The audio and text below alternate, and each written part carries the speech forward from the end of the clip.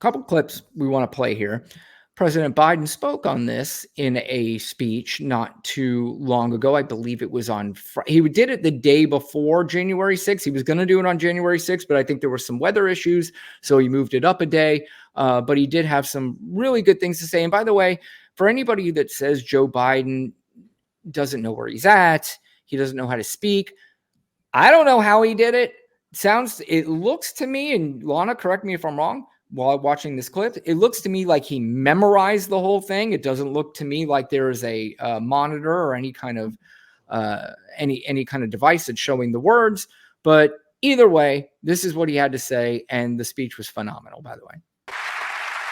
You can't be pro-insurrection and pro-American. Wow. You know, Trump and his MAGA supporters not only embrace political violence, but they laugh about it.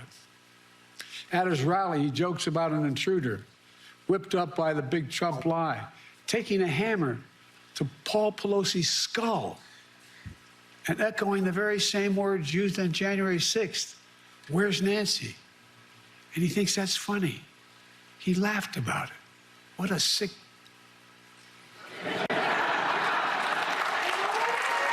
I was on a podcast on Saturday and we were talking about this, and I just wish they would let him say what the fuck he's gonna say. Let him say sick fuck. He needs to say that. We are too demure. Like, Republicans say what they fucking feel, and Democrats really have to get to that point. Let Joe be Joe. If he went on and said Trump was a sick fuck, do you know his poll numbers would shoot up? He would be viral on TikTok, all over the gram. Young people would fucking forget about goddamn what's happening in Israel and be like, do you hear what because you got to speak the people's language. And the people are changing. Yeah, they are. And we talked about this with Stephen Holden when we were on the Quest show last week. Right. And we spoke to Stephen Holden, who's running against Elise Stefanik, which, by the way, I have a clip of her here in a second. But we had mentioned, basically the same thing, is that there was always this perception that the Democrats were just kind of like demure and wussies, and, but they are fighting back. And there are a lot of fighters who fight back. And, sick fuck, would that, I wouldn't have minded it. Of course, that plays into the Donald.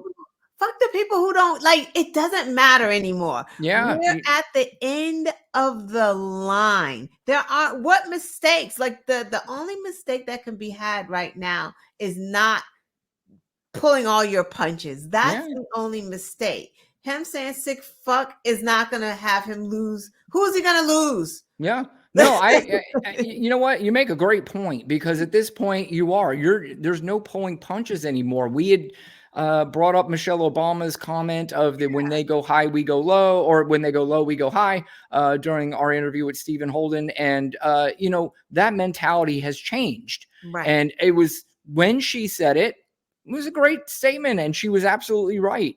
But we're now at a point where it's down and dirty time, and it's time for us to get down and dirty. Right. And whatever the consequences are. But yeah, this is where we're at in American history now, where a president is not only celebrating, but laughing at a vicious attack of somebody else because it was a political opponent, and getting other people in the crowd to laugh at it, and getting other idiots to talk about it on their podcast or their shows, and the Jesse Waters and Greg Gutfeld who think they're comedians and they're not, they're terrible.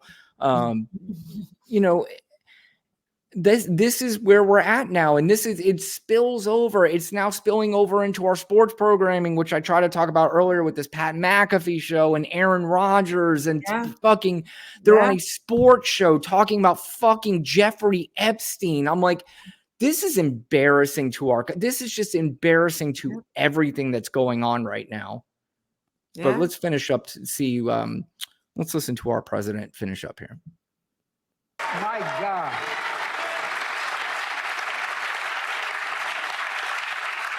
I think it's despicable, seriously. Not just for a president, for any person to say that. But to say it to the whole world listening, When I was overseas, anyway. So he had those comments to say. He also called Donald Trump exactly what he is. He's a fucking loser. And this is another clip I want to play because this is one I liked, because attacking Donald Trump's ego is also something that you just got to do, because he's so easily offended and he's such a fucking little baby that attacking his ego and attacking everything about him, calling him a loser. Apparently there's a story going around that he does not smell good. You think that's true? Sure. Yeah, it's true. Yeah, why not? I mean, people are saying, I don't people are saying, I guess that's their line, that, people, that you could just say whatever you want because people are saying it. That it's true. Like, hey. Yep. So this is a quick clip, but let's listen to him call him a fucking loser. Trump exhausted every legal avenue available to him to overturn the election. Every one. But the legal path just took Trump back to the truth. That I'd won the election and he was a loser. Fucking loser. He said that. Yep.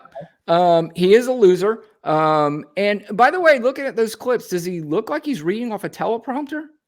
It doesn't, but it's hard to tell. Sometimes he's looking around, he's looking at people, he's talking. Not looking down and reading either. So maybe he looked good. You can Although tell. I don't want to celebrate the fact that that Biden's not reading off a teleprompter, because that almost plays into it a little bit. But that is true. Yeah. But most of them do. Even Obama did that. He wrote his speeches and he did on a teleprompter. A lot of people do, and I would suggest. I wouldn't suggest it because it seems to be working for him. But Donald Trump, when he doesn't read off a teleprompter to people who are intelligent or people who have even half a brain, he sounds like a fucking moron. But when he goes on his own rants, people just listen to him. And I got a rant I'm going to play for you here in a minute. But before we do that, President Biden was also at a South Carolina church recently. And he was interrupted by some protesters, some Palestinian protesters. And here's the difference on how a real president handles things, rather than the guy who says, get him out, punch him in the face, whatever, whoever bothers your sad, pathetic little ego. This is how you handle protesters. Again, you and I have talked about this on this show, and I even got some comments from some of the progressives who are like, you guys deserve Trump because we're not defending. I am a fan of the progressive movement. I hope at some point we get to, where we want to be. Right. But there's a road to get there. Right. And right now is not the time to go against the guy who's going to completely fuck you over. Right. For years, right? Like the damage is going, but we're not going to be repaired for a decade. Yeah. Yep. All right, let's listen to this clip. I'll probably interrupt it at one point because there is something in here that really bothers me what one of the protesters say or they start saying, but let's watch this clip.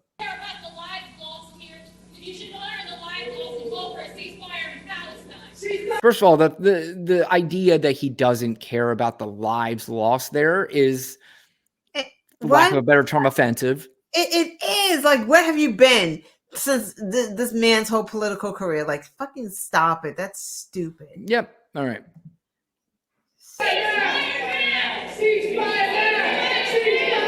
That's all right. That's all right.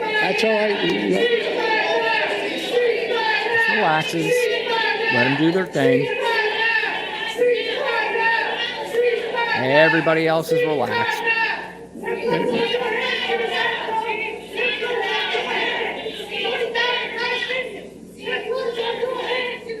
Right there. Their blood is on your hands. This has nothing to do with Joe Biden. This attack did not occur because Joe Biden is president, regardless of what some people say, and even if that's not what they were talking about, how is their blood on his hands?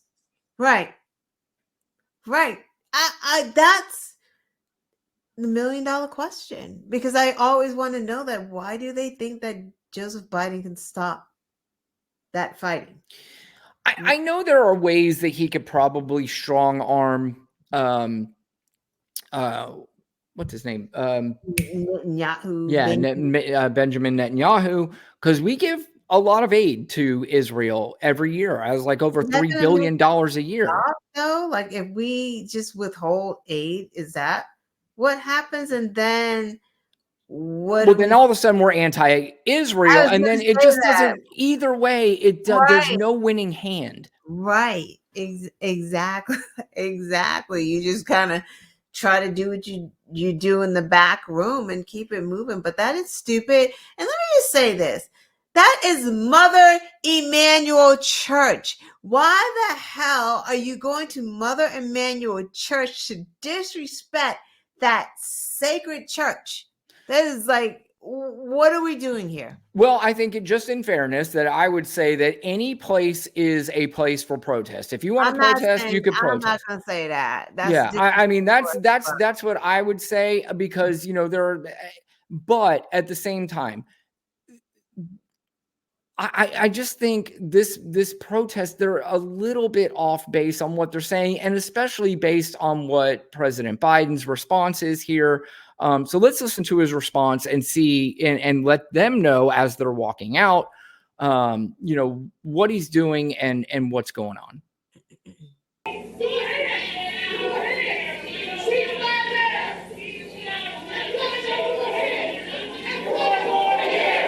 And I want to make clear, by the way, appropriate, no, definitely not appropriate. But protest, you could protest. That's what this country's all about. And if you want to protest in something, because, if there was something that I agreed with and I saw a protest, I'm not sure I would care where it was. Maybe I would. I don't know. I'd have to be in that situation to think about it. But I understand what you're saying. And, there is some places.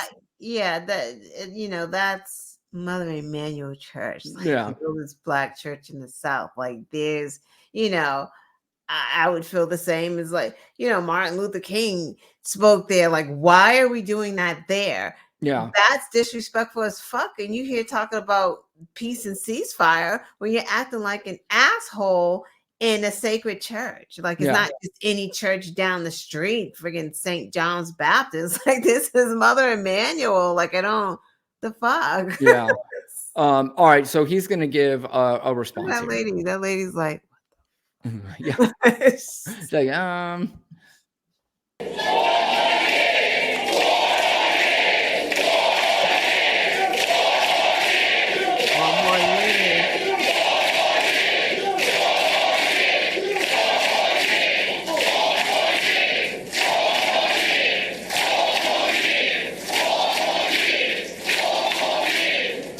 calm, cool, and collected.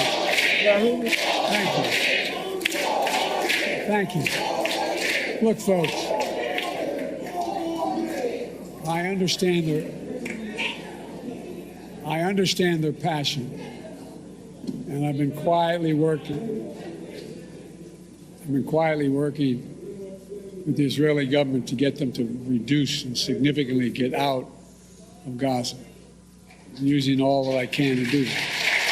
But he's been saying that, and it's like this is the thing that I just want to pull my hair out, because it's like, if you follow politics, if you follow the Biden's administration, if you follow the Democrats, you don't have to be out here saying, because you would know that in the back rooms that he's trying to work it out.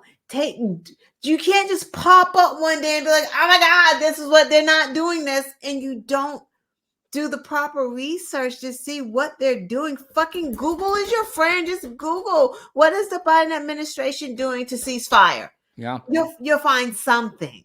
Well, I think here's the problem, because we live in a sort of all no holds barred WWE kind of politics now. So would you rather have a president who talks a lot of shit and acts like he's doing shit, but is doing nothing? Or would you rather have a president who's calm, cool, collective, not saying what he's doing, but in the background doing what he's doing? The problem is Donald Trump comes out with all this bluster, like he's doing, and people are like, he loves this country because he's really doing shit. Meanwhile, he's doing literally nothing. He did literally nothing during his presidency other than played golf, ate hamburgers, and threw ketchup at the wall. That's basically what he did in his 4 years. Actually, I should say 3 years and 9 months. The last 2 months when he lost the presidency, he basically walked around the White House like a big fucking baby and did, I mean, I'm talking about almost the reverse of nothing. I don't even know what lower you can get from nothing. So yeah, I mean, that's I think unfortunately where we live now. And I don't know. Yeah, but yeah, I mean, that's how young people are too. It's like, and that's why I said he needs to say the fuck word sometimes. Like, he just needs to go in and do it because this is what they respond to. I mean, but the other pieces, I don't have the expectation for him to be on TV talking about what he's talking about with Benji Netanyahu or how right? Like, you got to understand politics. That's how things are done in the fucking back rooms. That is politics. Backroom politics is it's a term for a reason. You know, it's been going on for a very long time, and because we don't have the bluster, we don't talk shit. Right. I mean, you're talking about a guy who kept talking about how he calling Kim Jong-un little nicknames. And next thing you know, now he's talking about they have a love affair. I mean, get the fuck out of here, man. I don't want to hear about your love affair with a dictator who would want to blow up your voters if you weren't president. And he probably still does, even if you are president, because you're too stupid to understand that he doesn't give a fuck about you. Right. Right. And you know what's interesting? Like, Biden is literally the one who has gotten hostages home. Right. Like, he's gotten Reiner home, right? Everybody's like, free Brittany Reiner. You know, the black woman, he's not doing. Yeah, he was quietly doing what he had to do. Exactly. You know, with what's the other one? Wheeler? Yeah. Yep. And one is that was the one Fox News was talking about forever. You know, get him home, get him up. He got him home. Trump didn't get him home. Exactly. Quietly. Yeah. No one's announcing what they're going to do. That's what idiots do. Correct. Has to announce things. Idiots are the ones that have to tell you that they're actually men. I'm a tough guy. Yep. I'm going to show you how to be masked. They're not. Those are the guys that are. Nope. I've said that a million times. The ones who have to try to tell people that you're masculine or you're the man or you're this, you're not. You just you look like a clown. You sound like a clown. You might pull it off with some people, and they might, think that you're awesome. But the vast majority of people go, man, you're a douche.